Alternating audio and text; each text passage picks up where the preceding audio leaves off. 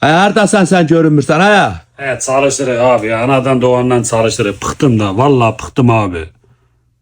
Çalışacaksın oğlum. Sanki kalk boş mu gəzir yani?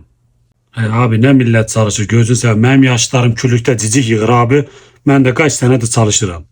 Ben heç köydə ciciklə oynayan görmədim oğlum. Ha zaman ciciklə oynayırlar ya? Ya herkes çalışır. Millet ətbəyini daşdan çıxardır. Sen de çalış ətbəyini daşdan çıxart ya. Abi çalışmak neyse de bu taştan hep beyine çıkır. Ben onu anlamadım abi.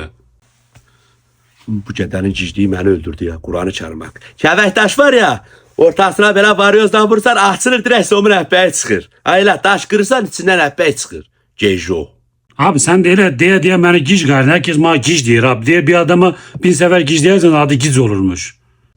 Oğlum sen binədən gişsən ya. Sen ilacını almadın mı? Tamam da ondan sonra. Kırmızı yedili yara daşı. Şşt.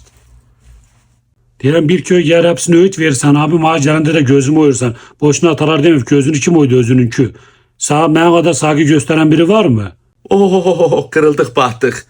Buraya gələn heç kimsə ağlamır ki səni kimi. Akşama qədər zırılırsan, çalışıram. Çalışacaksın da bu yaşta çalışacaksın.